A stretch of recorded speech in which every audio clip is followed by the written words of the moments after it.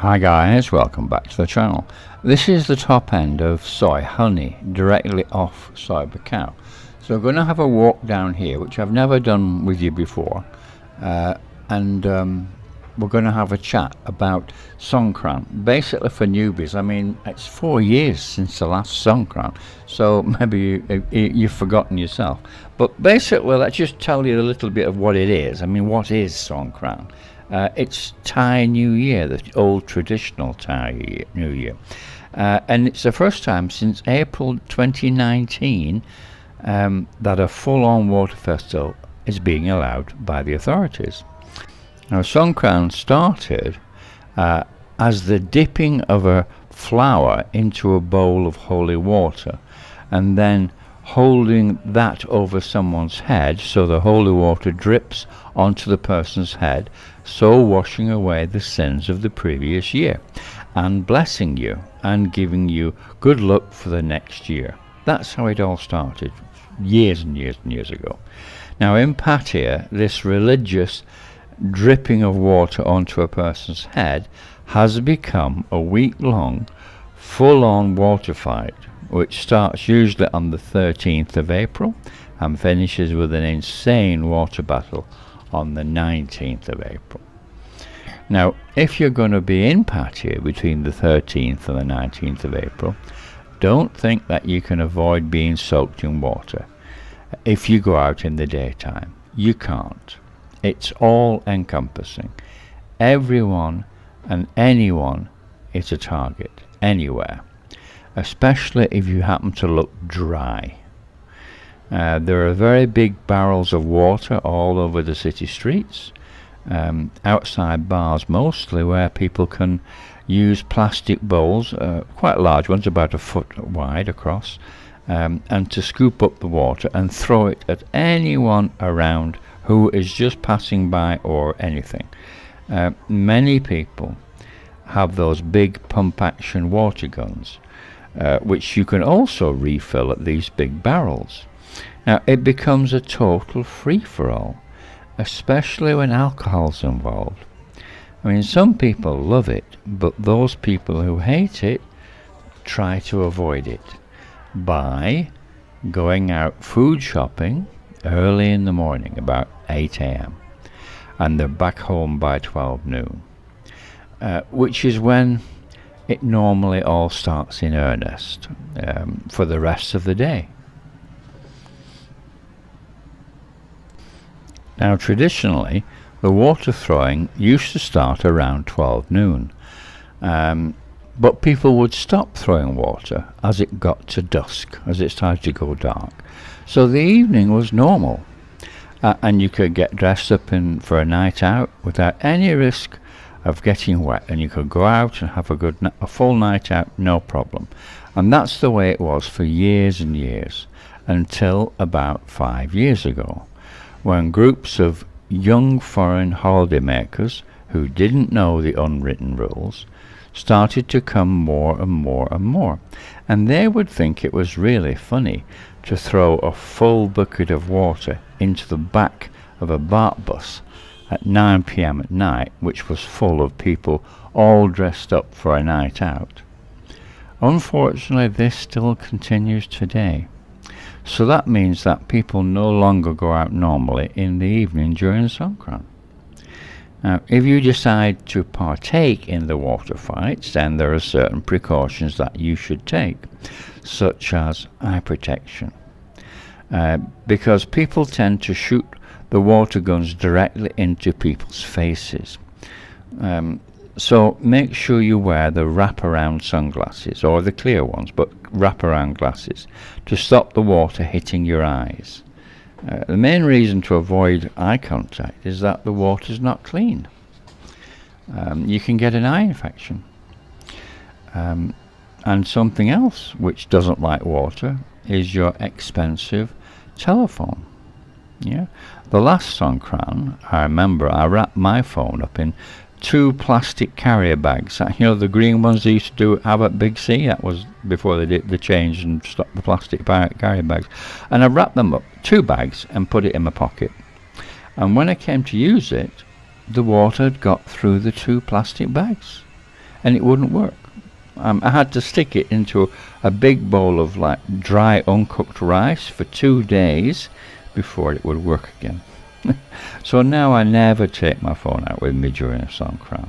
You know, you can buy those zip-up plastic bags to put your phone in, which they sell on the streets. Personally, I wouldn't trust them after what happened to me. You know, another thing to be careful of is sunburn. Now, if you're running around all afternoon in the blazing hot sun with no shirt and no hat, you can get badly burnt, you know. Just because you've got water on you, that water doesn't protect you at all. So, buy yourself one of those Songkran shirts. You know, they look like a Hawaiian shirt, you know, that type. They're only very cheap. I think maybe a couple of $100, very cheap. And just wear that. It's part of the fun anyway.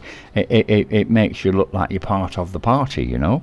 And it protects your shoulders and your back and your neck and everything from sunburn. And wear a hat. That's what I would do. That's what I will do. Because I will do a video actually in a water fight. I've got a special waterproof case for the camera and everything, so I'm gonna go in and do it properly this time, because I don't have any Songkran footage at the moment. I shall get some in the next couple of weeks next week actually, when it opens. Just to go back about the evening, don't expect it to be anything like it normally is in the evening. I mean, everyone's going to be wearing, like, you know, cheap stuff and what have you, and not dressed up. The girls will be around, but they'll be all soaking wet, and so will you. So it's not going to be anything like it normally is. You have to accept that. That's the way it is these days. It's all changed over the last few years. Anyway, you still have a good time. You still have a ball. In the thumbnail I promised you a story, so I've got one here which has sort of got a happy ending depending which way you look at it. But anyway, see what you think of this one. So this is about an English guy called Phil. He's a good looking lad. I've known him a while, and he's in his 40s, and he's a Pattaya regular, and the girls like him. He's very popular with the girls. He's from southwest England, from Bristol. So on one of his trips he met a freelancer named Knock, who really liked him, and she wanted to have a proper relationship with him. But he's not that type, you know. He's really a fairly hard-hearted guy in some way. He doesn't fall in love easily. So he's perfect for Pattaya because he's attractive to the girls and he's hard. So he's the perfect Pattaya guy in many ways. And he used to come and just enjoy himself. But this girl not used to really like him, and she was pushing every time that he came, because he came every 3 months or so. And she would want to see him all the time. To the point where she started like driving him mad, saying like, I want to see you all the time, I want to be with you, I want to marry you, and what have you. And it really got heavy from her side and not from his. And in the end he decided that he'd had enough of the push to get a strong relationship going, and he broke it off with her. But he didn't break it off totally and completely. He just stopped seeing her. But they had Line. They had the app called Line, and on Line there's something called the timeline, which you tend to see other people's information, and they put something on, and you can follow what people are doing if they upload on timeline. You can see what they're up to. And anyway, he used to see this. He used to watch the timeline quite often, and so although he didn't speak to her, he knew what she was up to. Anyway, after some months and months, she ended up putting pictures of her and an older guy on the timeline, and it ends up this older guy is British, okay, and she wanted to get married, and that's what she was after more than anything. So anyway, the next thing, there's pictures on the timeline of her and this British guy getting married, and the next thing is she ends up back in Britain, and the guy is actually Welsh and he's from Cardiff. Now, I don't know how well you know the UK or Britain, but Cardiff and where Phil is from in Bristol are only just over 1 hour drive from one to the other, or train ride just about an hour and a half. So she ended up coming back to live in Britain, live in Cardiff. So what did Phil do when he was home? He sent her a message online saying, "Hi, how are you? What are you doing? You do realize you're only 1 hour away from me." And the next thing that happened was that she starts chasing him, and she made up some story about to the older guy that she'd married, about there was some Thai ladies community group in Bristol, and she wanted to start going to every month to go to this community group to meet all their Thai friends. So that's what she used to do. So every month she went to Bristol for the day with Phil. This is Thailand.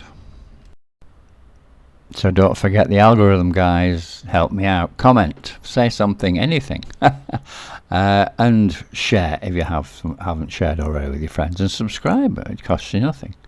And thank you very much for watching, and like and all the rest of it. I shall see you on the next video.